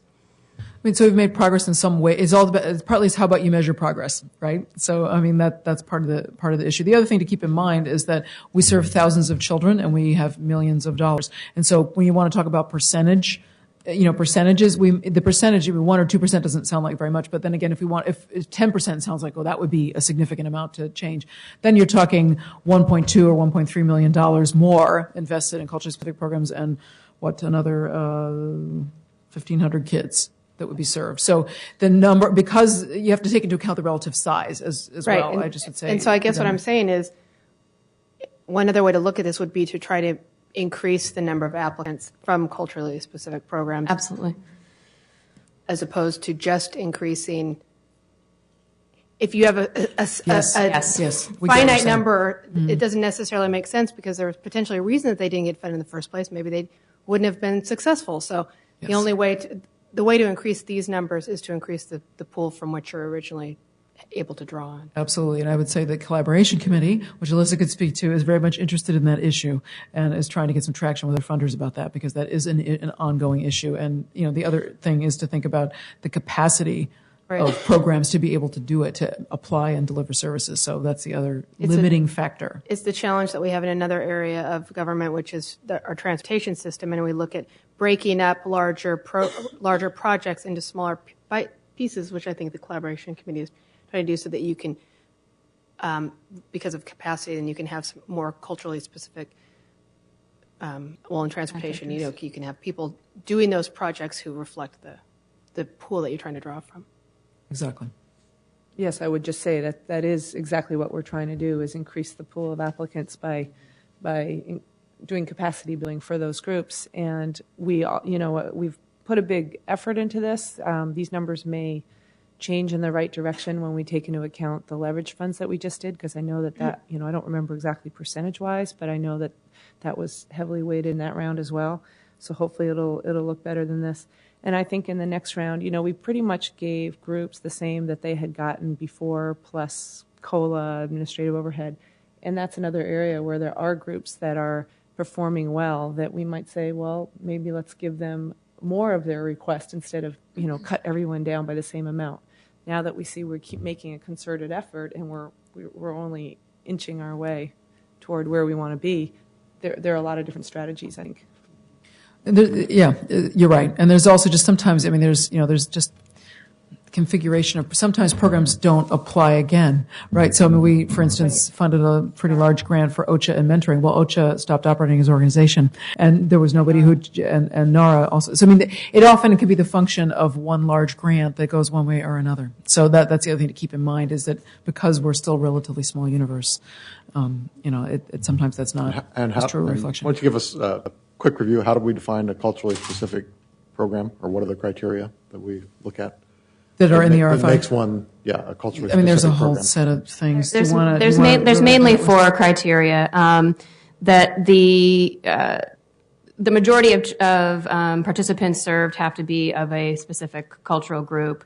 The majority of the direct service and management staff need to reflect the group that they're serving or the groups that they're serving. The organization or program needs to be identified by the community as being a culturally specific program. And the way in which the program or organization operates itself is evident to the community as doing a good job of engaging that group that it's seeking to serve. Okay, thanks. Thank you. I was like drawing a blank. Okay, even though I know it. Okay, so that's kind of the demographic analysis. We're going to leave that land behind momentarily and head into land around participation. So we did not gather participation data in the past, partly because it is onerous for people to do this. And However, the sort of, I would say the weight of the evidence over time was that we needed to do it. That was partly because this relates to program dosage. So it's one thing to say you served a child. So we reported numbers to you earlier about how many kids do we serve. Well, what does that mean? You have to think about, what does serving a child mean? Does it mean they got that you offered 8 bicycle safety classes, they came to 2 of them? So it's trying to get a grip on what is the dosage that you're aiming to get, and then how many kids actually get that. And the other reason that's important is it affects outcomes, right? So if we're trying to make changes with kids, we're trying to get outcomes with parents, whatever it is, you need to, oh gosh, that's my phone. Can you turn that off? Or just take it outside? Sorry, I meant to turn it off and I forgot. So it's important for outcomes. It's also important for programs to be able to improve, and for their own awareness of how many kids are getting what level of service they anticipate in their model, right? So it helps them improve their job and do a better job in implementing their program. We were hoping as a staff to get better baseline understanding of, say, in a home visiting program, what is reasonable to expect. Okay, we have models out there and we have studies on models, but then we have reality. And we want to understand, okay, of all the home visiting programs that we're funding, what is the typical participation rate and what's reasonable to expect, and could hold people in the future to that standard. So, and same for, say, after school enrichment programs that are class-based kind of programs. What about what's reasonable to expect? So that's kind of the dual purposes of collecting this information. And so we'll tell you what we found out. Again, keeping in mind this is our kind of baseline year. So everybody has to set participation thresholds in their contracts. We negotiate with people about what those thresholds are, and we try to arrive at how much of a service do you think that your child or parent needs to get before something's going to change or shift or they'll learn something, whatever it is you're trying to do. So we measured how many of all the different programs that we fund across all of them, what percentage met their participation threshold for outcome tracking. So we don't bother collecting outcome data on the kid who only came twice. We want to get outcomes data on the kid who came enough times, see whether anything happened. So of all the kids served in all the programs, about 57% met their participation threshold for outcome tracking. So that was an interesting number, a number we don't have, and something we would continue to monitor over time, and something we would be looking to improve. Okay? So that kind of gives us something to measure against. If in a mentoring program, the goal is for a mentor to meet with a child, I don't know, once a week for an hour, that's the participation threshold. Well, they're structured different ways. Usually it's a total hours, for a period of time, typically, or a percentage of the service. Per month, then, that a mentor and a mentee. Well, again, if we're measuring it over a year's time, we'd be looking at how many hours over a year's time, potentially. If you wait a sec, we're going to get to some different data points around mentoring programs, and specifically because there's some certain issues there that arose in collecting this data for the first time. We learned things that we should do differently, of course. So yes, another example of a threshold, just to give you some examples. So for the Sun system, attending 30 days of programming is the threshold that the county uses and that we also have in our contracts. So we're not going to try to test whether you achieved any outcomes until you've come for 30 days. Okay. There's for home visiting, I'm sorry, we don't have home visiting on there, do we? Yeah, no, we do. So if you've enrolled at least 6 months and received at least 75% of the home visits offered, okay, that might be an example for home visiting of a participation threshold. And they're different in each contract because they're geared to the service. So that's the number that met, and that's, over time we're going to try to understand, what can we improve that, what goes into that. So we broke it down also by program area to understand whether program area is doing better than others, and if so, what could we learn from that? And what we saw was that in early childhood and after school were fairly similar, around 60%, and that child abuse and mentoring were lower. Foster care we did not analyze this year because not enough, the programs weren't operating for long enough that enough people could meet the floor that the number was relevant. So that's why that's missing on that chart. One of the things we ran into in child abuse and mentoring was we realized that we didn't really set up with grantees to be able to, because for both of those cases, there were a lot of programs where you would, in order to meet your threshold, you would have had to enroll by a certain date in the year. So again, you've got a year's worth of time that we're looking at. And suppose you needed to be, in order to meet the 75% of the hours offered, let's say, you would have had to enroll by October. Well, there's a group of people that did not enroll by October, but that were served during that year. Grantees didn't necessarily exclude out those people that could not have met the floor because they didn't register in time or didn't enroll in time to do so. So the sort of when computing those percentages, it forced the percentages down because they were dividing by the total number of kids served, not just the total number of kids that they could have met that floor. So there's a subtlety that we didn't realize ahead of time that, and now we know. And some programs did do this, just automatically they did that, but others didn't, and then didn't have the capacity to go back and redo everything. So that's something we learned for next year, and I wouldn't be surprised if we saw those percentages go up in calculating them in a different way. So that's a change for next year. I'm going to give you a couple of different points on mentoring kind of related to what Dan brought up. So because of this issue in mentoring, that makes that data not that useful. We did, however, also ask them to collect how many of the folks that they served that could have participated for 6 months actually did participate for 6 months, and the same for a year, because we were trying to understand in the research. We know that entering research that if you serve a child for less than 6 months, you might be doing more harm than good. And if you serve a child for at least a year, you've got much better odds at making progress and establishing a good relationship with that child, and better even if it goes beyond a year. So good news there is that 85% of the mentees that were served by our programs that could have been there for 6 months were. So that's a positive. And 81% that could have been there for a year were for a year. So that was good. I thought those were good numbers and encouraging in terms of not doing harm to kids, and also in terms of doing the best likelihood we can of reaching goals and outcomes with those kids who were mentored. So that's the good news side. All right, I'm going to let Meg do early childhood. All right. And she's so I'm going to do one more sort of detail at the program level participation, and then we're going to shift gears a little bit.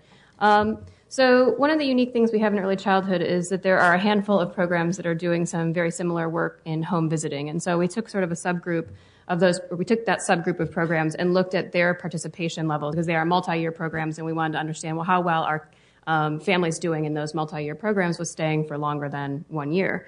And what we found is that about half were enrolled for only the current year, and half were enrolled for longer than 1 year.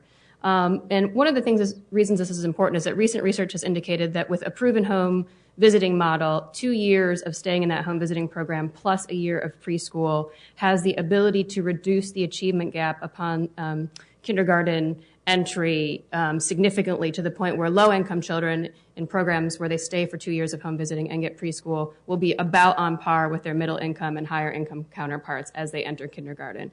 So in the long run, we'd like to sort of, with our programs, to push toward getting those home visiting programs to keep families for at least that 2-year mark, keeping in mind that for some kids it's going to be an impossibility based on their age at which they enroll and the age enrollment limitations of the program. So if your program, for example, only runs until age 3 and your child enters at 2, you don't stand a chance of getting that 2 years. So when we looked at this data, we didn't isolate out those children for whom sort of asking this question wasn't relevant. So we'll do that again in the future, and I think these numbers will look different. So you were saying a recent research said that participation in home visits for 2 years plus 1 year of preschool, meaning early Head Start or Head Start? Early Head Start, a classroom-based preschool. And I didn't get the sort of dosage figures for how much preschool. Does it need to be half day? Does it need to be full day? Does it need to be all year long? And then what was the reduction in the achievement gap if a child had that? It basically narrowed it down to they were on this, I think it was within a percentage point or two on whatever different battery of assessments they had used. But basically the kids who were sort of middle income and higher income who had no preschool experience were on the same, so maybe they were home with mom or dad, had the same level sort of achievement at that kindergarten readiness indicators as kids who had been in 2 years of quality home visiting at a preschool program. So that's promising, and so we sort of, like I said, hope to move that direction. These are baseline year data, and we'll be working with programs to kind of look a little bit more at retention and kind of, again, isolate for whom is this really relevant in terms of when they enroll. The next thing we looked at back at sort of the Levy level with participation data, and this was something we collected for the first time, was sort of early exit. We were trying to get a sense for what does it look like for kids who are coming into our programs and kind of rotating through, and what is that rate, and what's happening there. And what we found, which I think kind of for me, it was a little bit surprising. I'm not sure if I can speak for my colleagues, but the early exit rate in general in Levy programs was only about 11% of kids leaving sort of within like a 1 or 2 month or a few days span, not really engaging in the service. So that was I thought that was really a good number. Again, this is baseline data, so I'm just basing that on gut feeling. We're not really sure. We'll see what it looks like in future years. But just to get a sense for what's behind early exits are things like people move, and so they leave their school or they leave the programs because they move to another part of town for a job or a different housing arrangement. The schedule, it turned out, didn't work for them. They didn't really like the program. But we don't know, behind that 11%, how does that break down for some of those more detailed reasons. And then we're going to talk a little bit more about outcomes in a minute, but just to get an overall sense of grantee outcome goals, we wanted to look at, out of the total number of goals, because grantees in all of their contracts have outcome goals that they set, out of the total number of goals set by grantees, how many were achieved. And what we found was that out of the 200 and some odd goals that they set, they achieved 87% of them. So again, we thought that was a pretty remarkable number. And reasons that people didn't achieve the goal, oftentimes, for the most part, had to do with sort of issues measuring that particular outcome. Either they set their outcome somewhat inappropriately high, so it was sort of impossible, and they probably would have never achieved it anyway. Or the tools that they were using to measure the outcome were maybe a little bit soft, and so you didn't really get a good sense of what was happening with the child or family. Or they were just sort of maybe too rigorous. They weren't really a good fit for the type of service that they were providing. So we have some technical assistance from Portland State University and MPC Research for our mentoring programs, after-school programs, child abuse programs, and foster care programs, because early childhood had this in the past, to look at sort of how they set outcome goals and how they measure them, so we can try to get a full sort of spectrum of outcome goals that are reasonable and well-matched to service and being measured appropriately. So I think in the future we'll see those goals met go up a little bit. There will probably always be some that are not quite there. Okay, so the next sort of section of our presentation is by program area, the actual outcome goals in each program area and how well families did meeting them. And given that we are about 10 minutes away from 3 o'clock, I think probably what makes the most sense right now is to just say, I'm going to give you a sort of some limitations, and then I'm going to give you a really cursory big statement about outcomes, and then I'm going to turn it over to Lisa Hansel to talk specifically about our foster care program area because it had the most unique issues this year. So the big picture thing I want to say first is that with all of our outcome data, there are limitations that we want to remind everyone to keep in their mind as they look at them. Mainly that the data that we report are descriptive of the families and the children who are in our services. They're not causative. We can't say that the levy caused these results, but we can't say that they didn't. And so that's an important thing. Most of the data are about the children while they are enrolled in service and what's happening with them then. It's not about what happened to them later down the road. It's not a long-term study. We're not looking back and finding out what happened to them after the fact.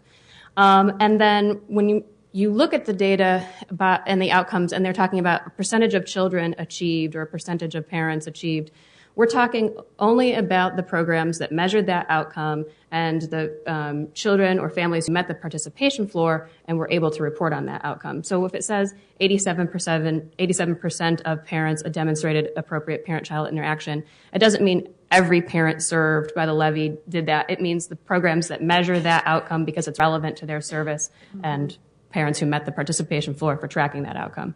So just want to give those limitations up front.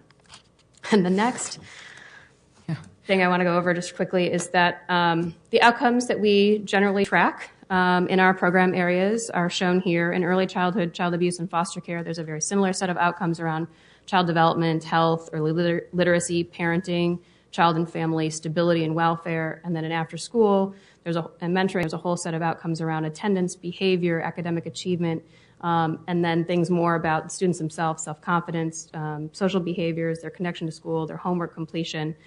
And my big statement that I want to say is, in general, the levy did great. And I shouldn't say levy. The programs and the kids in those programs and the families in those programs did phenomenally in their outcomes. And we could go through each of the slides and point that all out to you. But in lieu of that, because we're short on time, I really want to turn it over to Lisa Hansel to talk about foster care. So I'm going to kind of cruise through these slides and get to that, because I think that's a more interesting area this year because it has some unique challenges.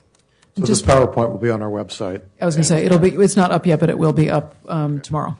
So if folks want to look at the overall data, and I'm happy to take, we have a minute or two at the end, if you have any questions about the specific outcomes, we're happy to answer questions.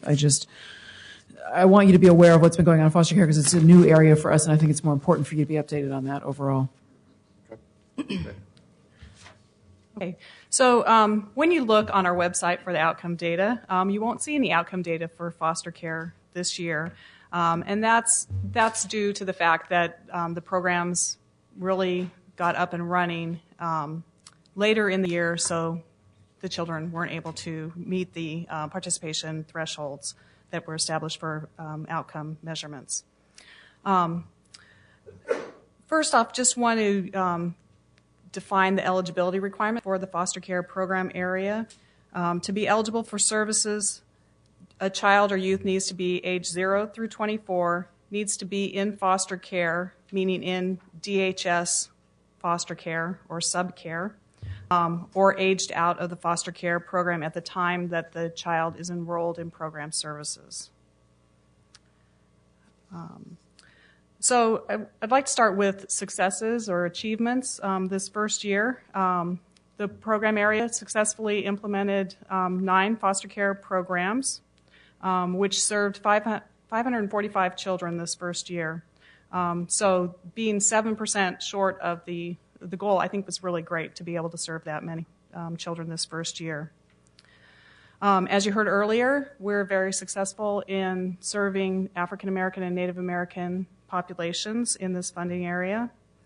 And another key success this year was in building relationships and coordination with DHS child welfare. This required working at both the policy level through the district offices, or through the district office, and also at the direct service level, working with the branch offices. So the things that happened with the district level, first off, we created a universal referral form to be used by caseworkers to make referrals to these 9 new programs that are funded by the levy. And that was a very important piece to have happen. Another thing that we did was developed a process for DHS to be able to verify the eligibility of the children being served so that we could assure that these funds are indeed being used to help support kids in foster care and their success. Then also the district office helped programs connect with the branch offices so that they could have entry and get the attention of the caseworkers to make for the new programs. And then the district office also provided guidance and support in overcoming challenges and that programs were experiencing that were related to DHS foster care. And then at the branch level, it was really about programs beginning to build relationships or strengthen their relationships with the branch offices, awareness about the programs, what was an appropriate referral for services, how do you make the referral, and also working through concerns about individual cases. As an example, some of the programs expressed that there was maybe a difference in what the goals were of the program versus what the goals of a caseworker might be, and that obviously could create problems where if the program goal was to help support bonding or attachment between a child and their biological parent, and then if the case plan was really termination, then that would be very damaging for the child. Termination of parental rights. Thank you. Termination of parental rights. So that's the kind of issue that I'm talking about, difference in program goals. And so the work that is required in having a clear understanding from the program standpoint and the intent at the DHS level with a certain case. Before you go to the next slide, I know that just sounds simple to listen to all that. That is a lot of work. And I think that I, having no background in this area at all, was blown away by how much it takes to coordinate all these parties to serve this population. And it's one thing to say we want to offer services to foster children. It is a completely another thing to actually get those services into those kids' hands and coordinate all the people that it needs to make happen to do it. And I think Lisa's done a phenomenal job. I think the programs and DHS together and trying to work better together have done a phenomenal job in making progress on that. And it is not a mean feat. So that it sounds like really... It just sounds easy, but it's not. That's what I want. Because having been more of an outsider to the process and watching what has had to go on to make that happen, I've been amazed at what it takes. And so I think they all deserve a big pat on the back for that. We also had huge cuts from the state level at the DHS. I mean, I know at the county we've had a big foster care reduction strategy, and in the middle of our programming, we had many of the folks that we were working with at DHS who were terminated from their jobs. So that makes things even more complex too. So my hat's off to you.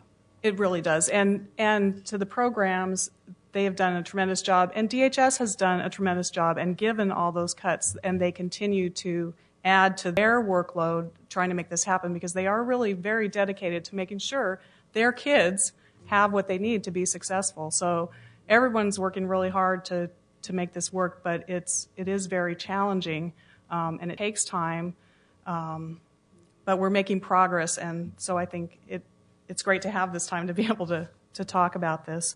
Some of the challenges this first year were really getting the referrals and having that steady flow of referrals come.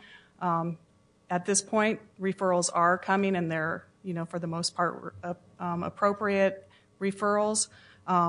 So I think through all the hard work, we've overcome that challenge, but it's something that we'll need to continue to do the outreach to the branch. The programs will need to continue to do outreach to the branches because with turnover at the branches, with the caseworkers, you need to have a continual presence so that they know what services are available for the kids. Another really big piece, and this part I think will always be here, that due to the complicated nature of the lives of children in foster care, it requires a lot of coordination with multiple parties, with DHS, with biological parents, with foster parents, and in cases with the child's attorney, with other service providers. There's a tremendous amount of coordination that needs to happen. Coordination and communication that needs to happen in order to be able to provide any services to a child. And then, it gets further complicated if there are disruptions in foster care placement or when children are returned back home. I mean, it's very complicated, very time-consuming, coordinating all those pieces. And another big challenge that programs recognize that they didn't necessarily anticipate was the level of complication and logistics that foster care parents really need to manage in order to get a child to services. Because in many cases, it's not just one foster care child in a home. There may be more foster children or there may be biological children. And one of the things that programs have had to kind of balance is, well, the foster parent wants all their kids in the program. Well, the biological kids wouldn't be eligible for the program. But then that makes it, because they're not foster care kids, right? So then it makes it complicated. Well, I can't drop off my one child for the service and then have to take another child to a different place. So those are, that's just an example of a complication, and programs, they do their best to refer to other services that may be more appropriate, those kinds of complications. So there are new issues that we haven't experienced in our other program areas that we're working with and dealing with in this program area.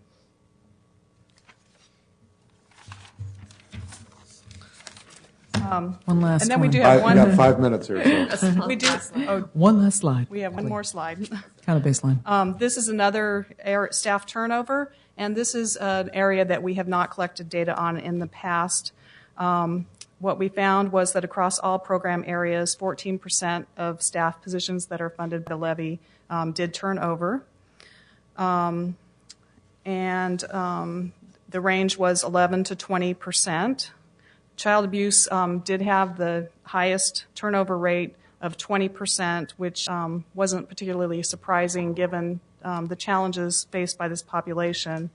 I just shared a bunch of challenges with the foster care population, and just want to note that since foster care wasn't fully staffed during the year, and I would say that I wouldn't be surprised if in the future that turnover rate was higher than it was this year.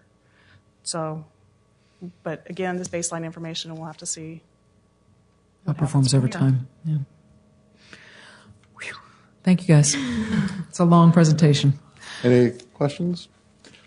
Well, that's very complete and illuminating report. So it's really good we have some good baselines to work with. And that does complete our meeting. We have no scheduled meetings at this point. We'll set up next year's meetings shortly. This is our last meeting for this year, December or 2010. I want to wish everybody in our audience and our staff and the allocation committee happy holiday season, and everybody keep up the good work. See you next year. All right. See you We're in the new adjourned. year.